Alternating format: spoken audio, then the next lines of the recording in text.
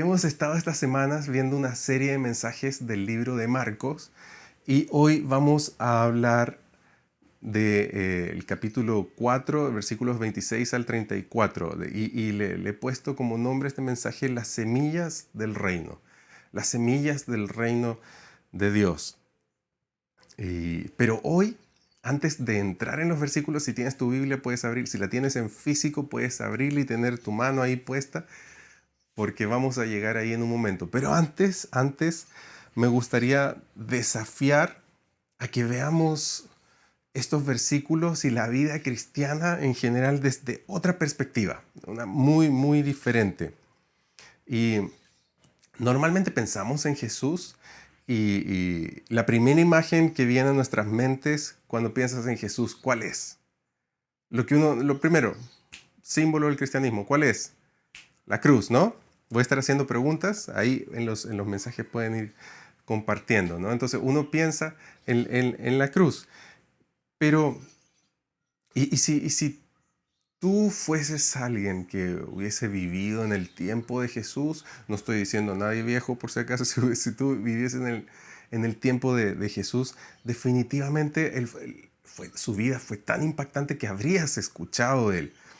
Quizás, si hubieses estado por los alrededores de donde él viajó, quizás te hubieses topado con él en alguno de sus viajes, quizás hubieses entrado al templo a escucharlo, en las plazas públicas, en los montes, a la orilla del lago, donde él se paraba a predicar a la gente. Quizás lo hubieses visto, o quizás aún podrías haber estado con él, haber sido uno de sus discípulos, y entonces es muy probable que si yo te pregunte por Jesús, si tú hubieses sido una persona que vivió, que era contemporáneo con Jesús, probablemente tu primera imagen si yo te preguntara, como dime lo primero que se te viene a la mente cuando te digo Jesús, no, quizás no hubiese sido ni la cruz, ni el pescadito, ni todas las cosas, ni la casita con la cruz arriba, quizás no, pero definitivamente no hubiese sido la cruz. Y quiero explicarte, quiero que me entiendas para que entremos en contexto. La cruz para ese tiempo era una muerte tan humillante, una muerte tan brutal, que era un símbolo de vergüenza máxima, de exposición, de humillación máxima.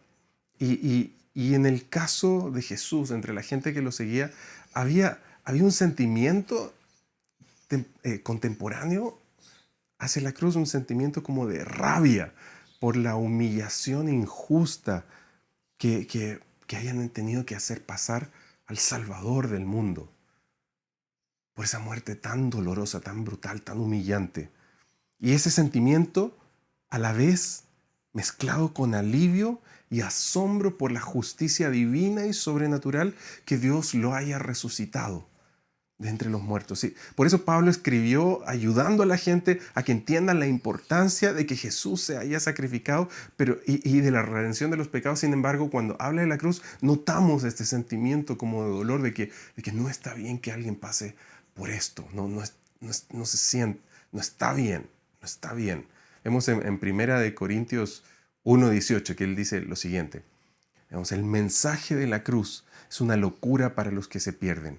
En cambio, para los que se salvan, es decir, para nosotros, este mensaje es el poder de Dios. Entonces se entiende que en base al propósito de Jesús, a todo lo que Él hizo, a todo lo que Él dijo, a todo lo que Él demostró, pero se entiende que el mensaje de la cruz es algo que es como descolocante, como la cruz tan feo, tan humillante. O vemos también cuando le escribe a los filipenses, en Filipenses 2, versículo 8, dice, hablando de Jesús, siendo Dios, como se despojó de su divinidad, dice en el versículo 8, dice, al manifestarse como hombre, se humilló a sí mismo y se hizo obediente hasta la muerte, y luego le agrega esto, y muerte de cruz. La Biblia con signo de exclamación. Así que es muy probable de que si eras un cristiano del primer siglo, tendrías probablemente un amigo o un pariente que murió crucificado por ser cristiano. Así que la cruz, el sentimiento que provocaba la cruz era algo muy latente para el primer siglo. Algo así como que hoy en día todos tenemos al menos un pariente o un amigo cercano que ha muerto de coronavirus. Nadie relacionaría el coronavirus hoy en día con algo lindo, con algo abrazable, con algo entrañable. Nadie relacionaría el coronavirus con eso. No sería un símbolo para atesorar. ¿Me entiendes? ¿Me entiendes? Más o menos como el contexto del sentimiento de ese tiempo hacia la cruz. Pero avanzando un poquito, por el año 70, los romanos fueron de a poco dejando de usar la crucifixión como tortura, como castigo, como muerte. Y ya me voy a saltar del año 70, 2 siglos y medio después, por ahí por el año 320, 325, cuando ya no se usaba, ya había pasado la cruz como tortura y muerte humillante, sino que el cristianismo, por su crecimiento, por su expansión, por su influencia, llegó a ser la religión oficial del Imperio Romano y se buscó un símbolo que pueda quizás que pueda unificar, que pueda mostrar como muchas religiones tienen como por ejemplo para el judaísmo puede ser la estrella de David. Se buscaba qué puede ser para el cristianismo y se romantizó la cruz y se eligió como símbolo. Pero en realidad, si tú tomaras a un cristiano del primer siglo, alguien contemporáneo a Jesús, y lo metieses en una máquina del tiempo 250 o 300 años después, quizás se te hubiese revuelto el estómago. Pensar que se eligió la humillación más brutal como símbolo, representante de su entrañable Mesías, de nuestro Señor. Por eso, en un sentir de honrar un sacrificio tan grande, el apóstol Pedro, comprendiendo que la cruz se trató de una humillación extrema, porque Pedro también murió crucificado, pero cuando él lo iban a crucificar, él dijo que él no merecía morir como su Señor y pidió ser crucificado al revés. Hoy en día se ha romantizado tanto el concepto que nos olvida de qué se trató y cómo fue realmente. Ha llegado a tal punto que la gente prefiere ver una imagen así, como esta, así, Jesús buenito en la cruz, pero con un Jesús con la ropita toda limpia, antes que la verdadera realidad, lo brutal que fue. Hace un par de meses, justo un día como hoy, que teníamos Santa Cena, al final, en el Zoom les mostré un fragmento de la película La Pasión. Los que han visto La Pasión saben que es muy brutal. Yo me la lloro de principio a fin, desde que empieza la música del principio hasta que salen las letras al final y sigo llorando después. Les mostré un fragmento de esta película que es muy cruda. Y poniendo a prueba esta idea, varios acostumbrados a esta imagen tan limpia, tan purita, tan Jesús casi que en la cruz sonriendo, cuando les mostré eso, me pusieron una mala cara, o al menos a la película, me pusieron una mala cara porque no querían ver eso. Yo estaba pendiente, yo podía ver la cara como de que a mí no me gusta ver esto en Santa Cena. Pero yo estaba pendiente de eso. Pero profundizando más, si fueses alguien del primer siglo y pensaras en Jesús, algo que está sucediendo en el momento, pensarías en el sacrificio, en la humillación de la cruz, en el misterio poderoso de la resurrección. Pero probablemente cuando te mencionaran el nombre Jesús, lo que más retumbaría en tu mente serían sus palabras y sus acciones. Imagínate que fueses el tipo de persona y que justo te tocó vivir unos días, unos meses antes de que Jesús comience su ministerio, antes que Él comience a predicar por primera vez. Imagínate a ti vestido de túnica y en el trueque, en el intercambio, en la cultura, así tratando de cumplir la ley judía, esperando que venga el Mesías. Y en ese tiempo la gente tenía la idea de un supuesto guerrillero, un político que vencería a los romanos, y de repente llega a tu pueblo Jesús, a quien todo el mundo le empezaba a llamar el Cristo, el Mesías, el Salvador. Y ahora sí, imagínate que estás ahí, visualízalo conmigo, listo, ya te saqué de tu contexto, te saqué de Netflix, te saqué de tu diario vivir, te saqué del cariño que le estabas haciendo al perrito. Ahí está, te saqué de tu contexto y te llevé al tiempo de Jesús. La gente esperaba que cuando venga el Mesías traiga un reino físico, una revolución, un golpe de estado a los romanos. Esperaban sangre, enfrentamiento. Pero tú y yo sabemos que Jesús no vino a eso. Él sabía lo que la gente pensaba y esperaba del Mesías, y por eso él en su mensaje fue tan radical y desconcertante, pero además asombroso, porque en vez de levantar la espada, él predicó, pero empezó a hacer milagros, empezó a hacer señales y prodigios y a demostrar que el reino de Dios se estaba acercando, que había venido. Fue su forma de decir que el reino que él venía a mostrar no era de este mundo y no era nada parecido a lo que jamás te podrías imaginar. Así que Jesús vino a presentar la invasión del reino de Dios a esta tierra. Y hay muchas personas, cuando te preguntan cuál fue el mensaje de Jesús, muchas personas responden el amor. Pero quiero decirte algo, y antes que ahora me vas a tirar piedras, pero no fue el amor, no fue el amor. El amor también fue el mensaje principal de los hippies. Luego Pablo explicó que el amor era el lenguaje de la cultura del reino de Dios, pero no era el reino de Dios en sí. Cuando Jesús llegaba a cada lugar, a cada pueblo nuevo, su bandera, su mensaje bandera, era lo siguiente. Él decía, arrepiéntanse, cambien de actitud, porque el reino de los cielos se está acercando. En otros dice, está al alcance de la mano, en otros dice, ha llegado ya. Lo importante aquí, y esto es lo que quiero que me entiendas, para alguien que fue testigo, alguien que vio y caminó cerca, hubiese entendido de que todo esto se trataba de entrar, su mensaje se trataba de entrar en el reino, de comprender y ver cómo podemos acceder a este reino divino. Y Jesús prometió salvación, Él prometió vida eterna y que podemos empezar a experimentarla desde ya.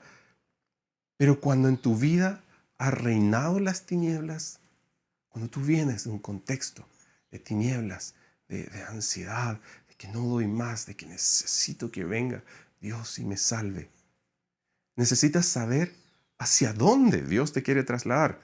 No sé, porque cuando alguien está sumido en tinieblas, dice, bueno, sáquenme de aquí, sáquenme a donde sea, pero ahí muchos se aprovechan. Pero cuando Dios te quiere sacar de ahí, necesitas saber hacia dónde Él te quiere trasladar. Necesitas saber cuál es el camino y necesitas saber cómo entrar a ese lugar que Él te está viniendo a presentar. Si quieres entender todo esto, muchos me dirían, sí, lee la Biblia. Pero lee la Biblia, te dirían. Pero quiero decirte algo más. Necesitas ver a Jesús. Necesitas ver a Jesús. Necesitas ver su vida.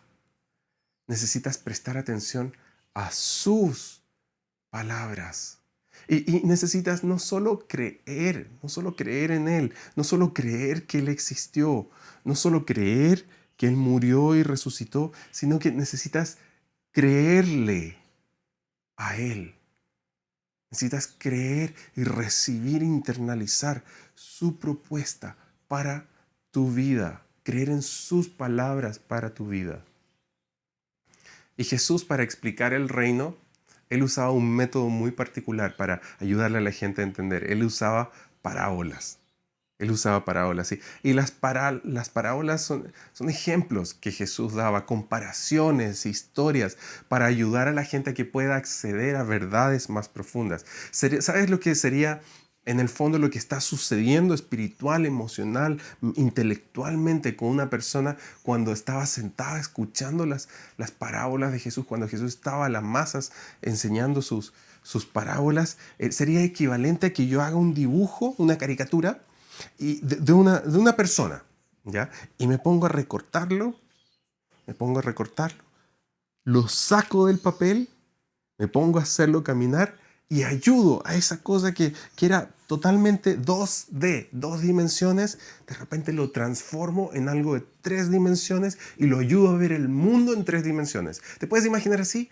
Eso hacían las parábolas. Eso hacían, te ayudaban a acceder a una realidad mucho más profunda. Y Jesús las usó para ayudarnos a ver algo más grande y más importante, que es la realidad del reino de Dios. Y vamos a ver dos comparaciones de esto bien rápido. Tengo 2 horas todavía. No.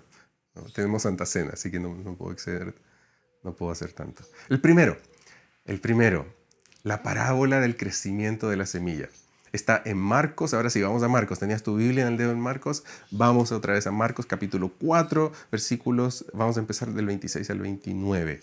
Dice, Jesús continuó, el reino de Dios se parece a quien esparce semilla en la tierra, sin que éste sepa cómo, y ya sea que duerma o esté despierto, día y noche brota y crece la semilla. La tierra da fruto por sí sola, primero el tallo, luego la espiga y después el grano lleno en la espiga. Tan pronto como el grano está maduro, se le mete la hoz, pues ha llegado el tiempo de la cosecha.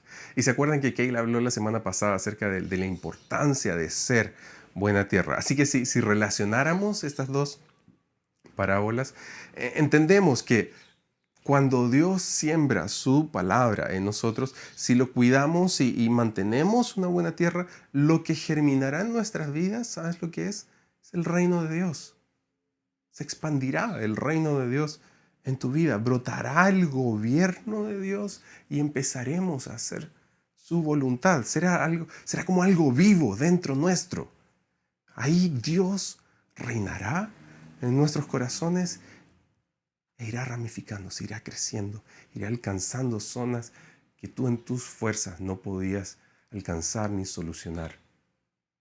Así que, y eso es lo que quiero decir, hay que proteger el proceso. Si estás conectado, ahora en este momento, a toda la gente que está conectada, me gustaría pedirle que reflexione acerca de esto y escribe en los comentarios formas de proteger ese proceso en tu vida. ¿Qué estás haciendo para proteger el proceso de Dios en tu vida? Cuéntanos qué haces para proteger el proceso del avance del reino de Dios en tu vida. ¿Cómo lo proteges? Cuéntanos ahí cómo lo haces. Y mientras tanto yo sigo avanzando y ahí los que escriban vamos a ir conversando de eso. ¿Ya? Esta parábola nos dice que si protegemos ese proceso de crecimiento, empezaremos además a ver frutos del Espíritu de Dios en nuestras vidas, evidencias de que Él está haciendo algo. Evidencias hermosas, sorprendentes. El fruto es un alimento. Su reino viene, pero cuando Jesús lo asemeja a una planta, entendemos que quizás no crece a la velocidad que nos gustaría, a ti y a mí, que crezca. Es un proceso. Mucha gente vive la vida cristiana como una carrera. Bien y listo, y quiere agarrar todos los discipulados y todo eso a la primera, segunda, tercera semana, y a la cuarta ya empieza a faltar, llega tarde, y a la quinta ya. ¿Por qué? Porque veía la vida cristiana como una carrera, no como un proceso, no como una planta que necesita crecer, y para eso necesita tomarse su tiempo. Así que si su reino viene y se asemeja a una planta, entonces su reino también ha venido, está al alcance de la mano, pero también viene lento. También viene lento. A veces pasamos por situaciones y no entendemos por qué Dios permitió esa circunstancia, por qué se demora tanto en consolarme, por qué tengo que orar tanto para que el Señor responda a esta petición. Vivimos en un conflicto, pero a veces experimentamos que el reino de Dios viene y viene lento. Para mí durante la pandemia no fue fácil encontrar cosas con que distraer mi mente, especialmente los tiempos que fue acá tan radical y encierro, sin contacto físico con otras personas, aparte de mi esposa y mi perrito. Eh, Así que empecé a comprar plantitas y hacerlas crecer en macetita. Y ahí se leo, dice, debemos regar nuestra planta con la palabra de Jehová, fumigarla contra las tentaciones del mundo, mira, y abonarla con fe para que sea la fe lo que sustente nuestras raíces. Muy bien, muy bien. Eso, sigan comentando ahí qué estás haciendo tú para proteger el proceso del crecimiento del reino de Dios en tu vida. Entonces, no fue fácil para mí. Empecé a comprar plantitas. Necesitaba interacción con algo vivo.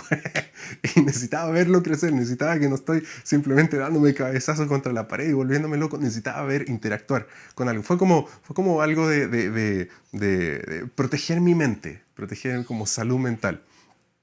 Y lo que me di cuenta muy rápido es que me di cuenta muy rápido que las plantas crecen muy lento. Este es de plástico. Pero me di cuenta que por eso esta requiere menos cuidado. Y toma demasiado esperar que salgan frutos, especialmente en este tiempo de comida rápida, que todo es así, pides por Rappi, pides ahora pedidos ya, pides Globo, no sé, y todo te llega así en un ratito a la casa. Que salga fruto de una planta demora harto, demora tanto el cuidado ambiental. Ustedes saben, ustedes saben. Y si la Biblia nos dice que el reino de Dios viene lento, hay que esperar. Si la semilla fue plantada, hay que regarla y esperar que crezca. Y confiar que el Señor tiene su tiempo. Entonces, el reino viene, pero a veces viene lento. A veces viene lento. No es a nuestra velocidad. Ni podemos presionar para un crecimiento más acelerado, sino que es el diseño en el proceso y tiempo de Dios sobre tu vida. Hay personas que cuando les hablo de esto se imaginan, como les di el ejemplo de la macetita, sí, yo también tengo mi macetita en mi casa, y se imaginan con su regadera echándole agua a las plantitas. Pero quiero decirte algo, si tu visión del reino de Dios, cuando te leo esta parábola, es como esta, es como de una macetita, ay, voy, qué lindo el reino de Dios creciendo hacia mi vida, te vas a decepcionar con la siguiente parábola. Porque la siguiente parábola, que justo está después de esa, nos habla de una semilla diminuta, enana, pero que creció bestialmente. Así que vamos a verla. Es la parábola del grano de mostaza. Vamos a Marcos, capítulo 4, del versículo 30 al 32. Dice así. Otra vez una comparación. ¿Con qué vamos a comparar el reino de Dios? ¿Qué parábola podemos usar para describirlo? Es como un grano de mostaza. Cuando se siembra en la tierra, es la semilla más pequeña que hay, pero una vez sembrada, crece hasta convertirse en la más grande de las hortalizas y echa ramas tan grandes que las aves pueden anidar bajo su sombra. Quiero mostrarte aquí una imagen de una semilla de mostaza. Fíjate aquí ese dedo con esa semilla de mostaza. Pero quiero decirte algo sobre la mostaza.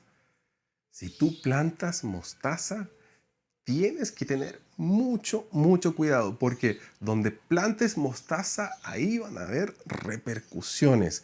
Las raíces de la mostaza abarcan todo, penetran todo, rompen macetas, va más allá, no se conforma, crece profundo, y la raíz de la mostaza no permite espacio para que otro eche raíces de algo más. Jesús también usó la semilla de mostaza para hablar de nuestra fe. La fe que necesitamos, quizás algo muy pequeño, como una semilla de mostaza. Una fe, lo más básico de lo diminuto, pero que sea real. Que sea algo que tú sabes que si lo siembras va a crecer. No importa qué tan pequeño sea, pero si llegas a hacer eso, va a empezar a crecer y crecer rápido. Este es que veas el árbol de mostaza cuando ya creció. Es enorme, ¿no? Es enorme. Mira cuánto espacio abarca a lo ancho. Fíjate cuánta sombra da. Y quiero decirte algo. Si en tu vida, si en tu fe, si fuese como la semilla de mostaza, si fuese así de pequeñita, pero que 100% real, es cosa de tiempo, de que en la tierra de tu vida, en el lugar para sembrar en tu vida, no va a haber espacio en tu corazón. Es cosa de tiempo que no hay espacio en tu corazón para algo más. Al crecer tanto en tu corazón, va a comenzar a romper las otras cosas que te mantienen prisionero, va a comenzar a romper las espinas, las piedras las va a comenzar a alejar. Y cuando crezca el reino de Dios en tu vida, van a empezar a salir los malos hábitos. Tu mente empezará a ser liberada del veneno de otras cosas, de las malas intenciones. Ya no vas a ser tacaño ni reservado a la hora de dar. El reino de Dios en tu vida crecerá y se expandirá como esa imagen y dará abrigo a otros, dará sombra a otros, protección a otros. Y Jesús ve el potencial del crecimiento espiritual que tiene cada persona. Jesús sabe, Él te conoce, Él sabe el potencial que hay en tu vida, de todo lo que puedes llegar a ser, todo el plan que Él tiene para ti. Pero no me refiero al hablar de capacidad espiritual, no me refiero a que si alguien tiene la capacidad de subir espiritualmente, un Saiyajin o algo así. Para eso están los locos que se van a cazar demonios a los cerros. Pero hablo de que Jesús, Él valora los inicios pequeños. Él valora muchísimo los inicios pequeños. En la cultura hebrea del tiempo de Jesús, los niños casi que no se consideraban, no se consideraban ni dignos de que le hablen a su papá, ni frente a la gente, ni nada, solamente dentro de la casa, en tema de honra, de respeto, pero el niño no se podía dirigir al papá. Y Jesús fue el único que valoró y prestó atención a los niños, a los que están en crecimiento, a los que están en crecimiento. Y tanto así que les dio favoritismo a ellos para entrar al reino de Dios primero. Es más, Dios, Él es ferozmente celoso y se pone aún a la defensiva cuando hay gente en crecimiento, cuando hay gente que tiene hambre de Dios, que quiere crecer, y llegan otras personas con malas intenciones que quieren aprovecharse de su hambre espiritual. Hace años supe de alguien en la iglesia que le debía plata a todos, y en la iglesia le debía plata a todos. Y supimos porque llegó otra persona diciendo que a esta persona le había prestado una cantidad grande y que se le corría para no topársela en la iglesia, para no devolverle. Y luego llegó otra, y luego llegó otra, y luego llegó otra, y de repente eran un montón.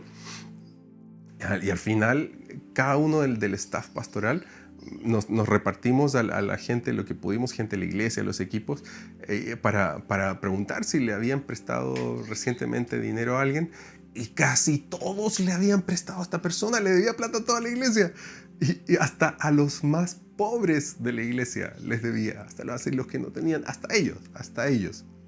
Y confrontamos a esta persona, pero lo siguió haciendo, y solo se detuvo cuando le dijimos: si no paras de pedir plata, te vamos a exponer públicamente.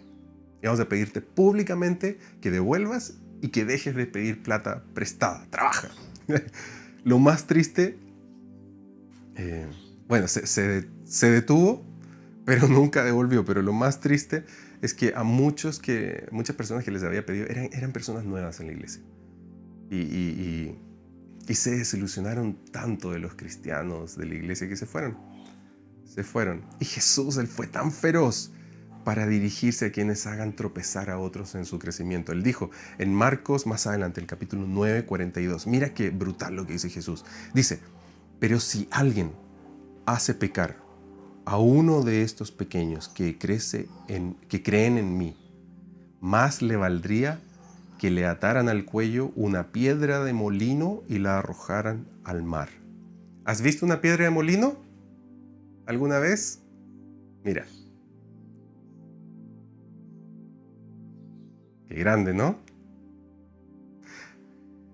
Y obviamente, quiero decir algo. Jesús jamás le desearía la muerte a nadie, pero básicamente lo que estaba diciendo es que si eres del tipo de personas que si te conocen porque te aprovechas de los demás o manipulas a los demás, especialmente a los hijos de Dios, la ira de Dios se desatará de una forma tan voraz que en algún momento hasta quizás hubieses deseado no haber nacido. Así. Lucas cuenta esta parte usando otro término. Él dice: si tu vida sirve de tropiezo, Qué fastidio cuando te tropiezas con algo, ¿no? ¿Has visto cuando la gente está como camino a tropezarse, lo ves así a lo lejos que se está como resbalando, tropezando o algo así? Ese baile vergonzoso, espontáneo de tratar de recuperar el equilibrio y después miras para todos lados, nadie me vio. Justo ayer estaba hablando con un amigo que iba en su scooter y se cayó y lo primero que hizo fue pararse y mirar para todos lados. Eh, Eso significa que si alguien va en dirección a Dios, pero al pasar cerca a ti, si fuiste la piedra en su camino y por ti ya no congrega, entonces cuidado. Ojo, ojo. No vaya a ser que experimentes la corrección de Dios por herir a otros. Y tú pues puede que me digas, no, Rodri, pero yo soy bueno. Yo no sería capaz de hacer cosas malintencionadas a otros. Pero quiero mencionarte algunas. La primera, que a veces no nos damos cuenta, pero que puede significar piedra de tropiezo a otro, es la frialdad. Es la frialdad. Cuando uno anda tan metido en sus cosas que te olvidas de orar, se empieza a enfriar el corazón, y dejamos de andar sensibles al Espíritu Santo y se empieza a enfriar más y más, tanto así que nuestra frialdad empieza a afectar a otras personas en necesidad de Dios. Y en vez de servir de apoyo para que otras personas caminen, se apoyen en tu vida y puedan salir adelante y avanzar y llegar a Jesús, se encuentran con un corazón congelado. ¿Has intentado alguna vez caminar sobre hielo? ¿Has intentado alguna vez caminar sobre hielo? Te resbalas, ¿no? Te resbalas, ¿no? La segunda, otra forma en que de repente podemos ser piedra de tropiezo para otras personas. Cuando le atribuyes a la gente cargas religiosas que la gente no debería estar llevando. Cuando por dártelas de espiritual le cargas a otras personas, le impones reglamentos, le impones hasta cosas que son tu opinión, pero no necesariamente es Dios. Como cuando, no sé si has escuchado de alguien condenando a otro, diciéndole que por pecador le dio COVID. ¡Qué carga tan fea! Mentiras para manipular a la gente que los termina cargando más. Y en vez de corregir sus vidas, le imponen una carga tan fuerte que se sienten que sería mejor alejarse de Dios. Esa es una forma de ser tropiezo para otros. También me gustaría hablar un poquito a la gente que está liderando equipos. A veces la gente está al límite. Alguien de tu equipo quizás está saturado, quizás ves los síntomas, pero aún así le impones otra carga, otra responsabilidad, otra tarea, y la gente con el tiempo colapsa y no saben qué hacer con esa carga que pusiste sobre ellos y terminan perdiendo el equilibrio, el balance espiritual sobre su vida. Por eso ten cuidado también con quienes no saben decir que no. Conoces a tu gente, le hablo a los que están liderando equipos. Tú sabes quiénes son más propensos, los que te dicen que sí todo el tiempo. Puede que sea una persona que no sepa decir que no. Y normalmente toman el ministerio con entusiasmo, pero duran poco. ¿Sabes por qué? Porque si es una persona que no sabe decir que no, como a ti te dijo que sí, le va a decir que sí a 5 más. Y pronto ya no sabrá cómo hacer malabarismo y se caerá todo. Así que, para terminar, como les comenté, Jesús valora los pequeños inicios. Jesús valora los pasos de fe. No importa qué tan pequeño sea. Si es un paso de fe y es tuyo y es tu forma de decir, Señor, aquí yo avanzo contigo. Si es genuino de corazón, no importa que otros se burlen. No, es que yo he ayunado 20 días, yo he ayunado 40 días. Pero tú dices, no, yo quiero ayunar Netflix. Es tu paso de fe y es válido delante de Dios y es genuino. Y estás separando tiempo para orar, para dejar de entretenerte, para orar. Es válido. El Señor lo ve y lo aprecia y te protege.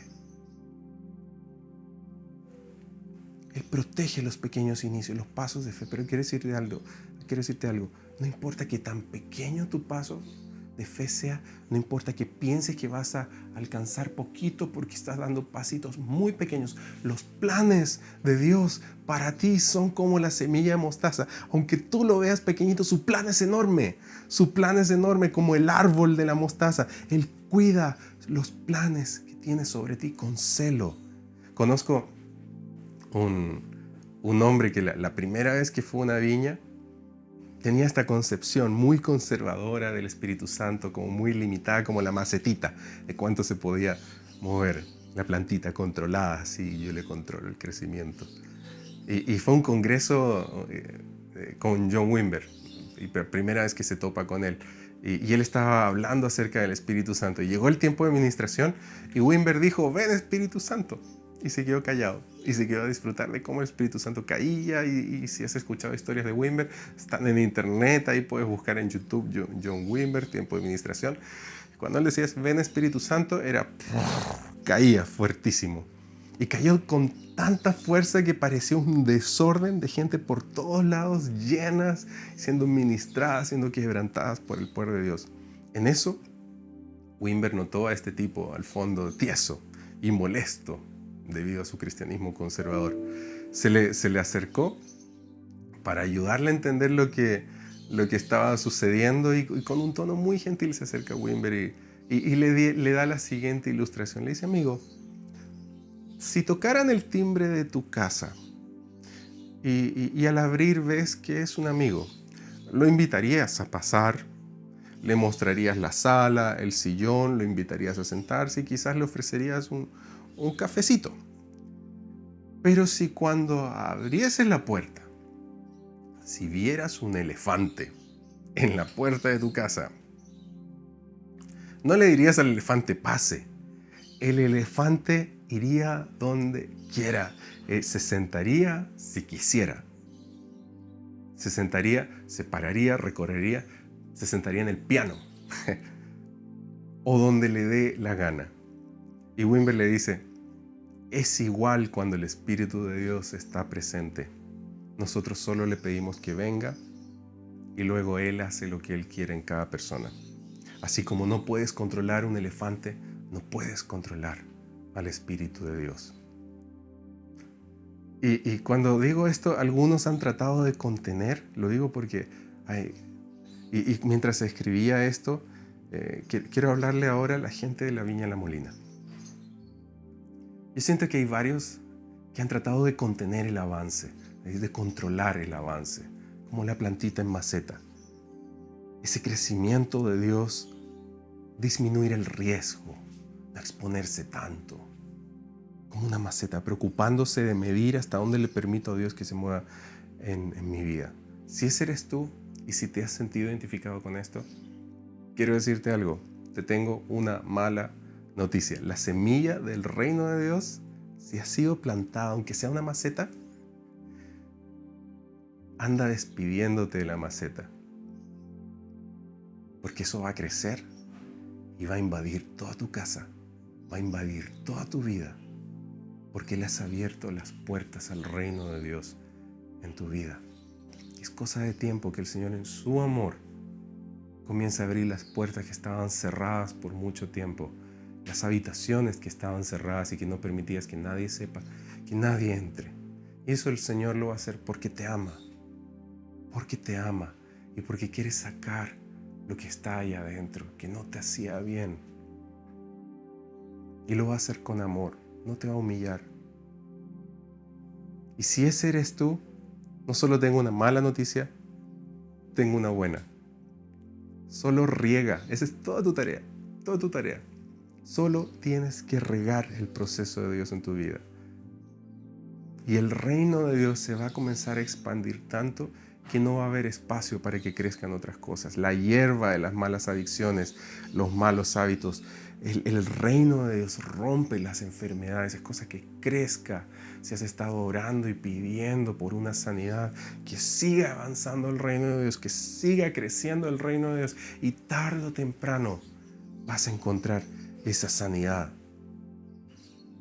El reino de Dios se va a expandir y no va a dejar espacio para todas las raíces de amargura, todas esas cosas que hicieron raíz, como la angustia, la falta de perdón, la indecisión, las frustraciones, lo que te está deteniendo. Todo eso, en la medida que se expanda el reino de Dios, se va a ir ahogando por medio de su poder. Es tan sencillo. Jesús nos mostró que lo mejor que podemos hacer, preparar la tierra para la semilla de Dios, su palabra, su mensaje. Y luego, cuidar la planta, regarla constantemente, ubicarla bien para que cuando crezca sea el centro de todo. No luchar contra Dios, sino dejarlo entrar a todos los lados en tu vida, porque es cosa de tiempo. Él lo va a cubrir todo. Él te ama y por eso lo va a hacer, porque Él sabe que te hace bien y lo necesitas.